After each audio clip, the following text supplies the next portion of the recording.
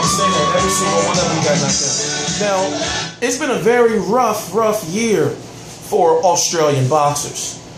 One of my favorite boxers, Anthony Mundine, got the shit beat out by Joshua Clottey in his return earlier this year. I know.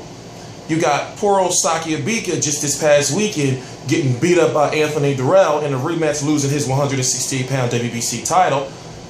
You got poor old Jared Fletcher getting beat up on by Daniel Jacobs. Then you get Daniel Gill just getting punched dead in the face and knocked out by Gennady Golovkin.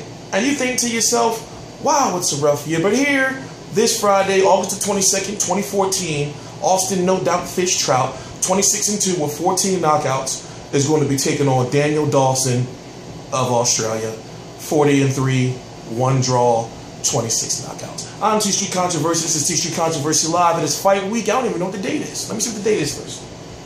It is the 18th. It is August the 18th, 2014. And listen, I don't think anybody really cares about Austin Trout anymore. He was riding high. Now let's look at his last 4 fights. Delvin Rodriguez, okay, wins that fight. He gets a super fight with Miguel Cotto, wins that fight with Miguel Cotto, has that glorious clean-cut win of Miguel Cotto. Miguel Cotto is now the 160-pound WBC champion. Then he goes on to fight Saul Canelo Alvarez in a very big fight in the Alamo Dome, the biggest fight at that point in time of Austin Trout's career. He loses that fight, goes down in the 7th round. Some say the cards were a little closer. Some people were even screaming that Austin Trout got robbed. So, moving on, his next fight, which was his last fight, was against Erislandy Lara. So you got 3 straight fights with 3 of the best 154-pounders right there. So, if you look at that, if you look at the resume and you look at the fact, okay, he beat Miguel Cotto, close fight with Saul Canelo Alvarez, even though he was knocked down in the 7th round, and basically just a clear-cut loss to Erislandy Lara because it was just basically a matching of boxing skills, and Lara from the Cuban School of Boxing was just better. Also, he knocked Trout down in the 11th round. So you ask, where does Trout go now? What belt does he pursue? You know, some people was even saying some old dumb shit like he should retire, and I'm thinking like, wow, he can still fight. You know, it's just some things that he needs to adjust, and maybe that's what this Daniel Dawson fight is for. But Daniel Dawson, don't get me wrong, Daniel Dawson is, how can I put it? He got knocked out by Sergey Zinzaruk. You know, I call him Dr. Roboto. Remember, Sergio Martinez fought Zinzaruk, I believe it was Brian Vera as well.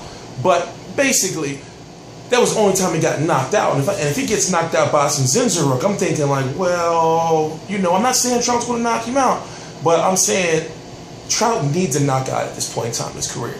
He's fighting on Friday night fights, and already fans are like, damn, how'd he get demoted? Not really. You know, he headlining the card. You know, and ESPN is not, you know, like, it's not boxing, it's tech. I mean, no offense, boxing and tech or anything like that's not Telemundo. You know, it is ESPN.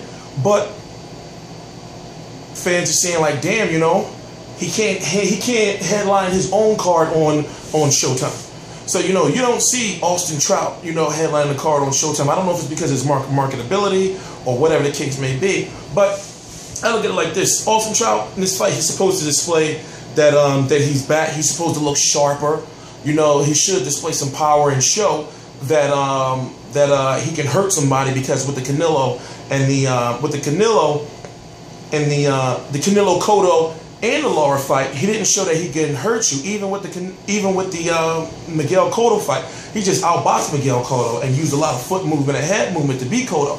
So Cotto was never really hurt. But like I was saying earlier, where does Austin Trout go? Does he go after that IBF title, that Carlos Molina? And no, not that Molina, the one that Broner fought. The other Molina, the one that can't fight in America right now. Does he go after that IBF title? Oh, by the way, he's fighting Kenan Bundrick. So does he go after that IBF title against Carlos Molina or Kenan?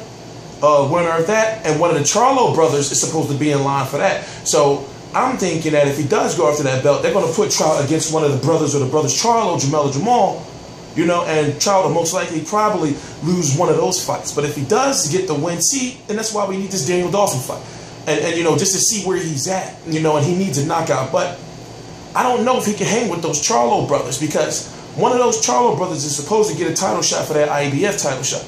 that IBF belt. So the winner of Molina and K9 is going to be fighting one of the Charlo'S, unless Trout wins. They put Charlo and say, they put Trout and say, okay, well, y'all two fight for the right to fight for the belt, or, does he go to Demetrius Andrade route, dude? That's Demetrius Andrade has the WBO 154-pound title. Does he go that route? Can he defeat Demetrius Andrade? Demetrius Andrade is somewhat of an Austin Troutish type fighter, except he's more, how can I put it, more fundamentally sound and not awkward, and he has more power. And outside of that, where else do you send Austin Trout? Like, what are you boxing for if you're not going to get a title? So he can't fight at 147. He has fought above 154 pounds before. Moving up to 160 pounds, I don't see it. I don't see it in his future. But unless this fight is at a catch weight, or if it's like at 155 or 156 or something like that, maybe he is on his way to the 160 pound division.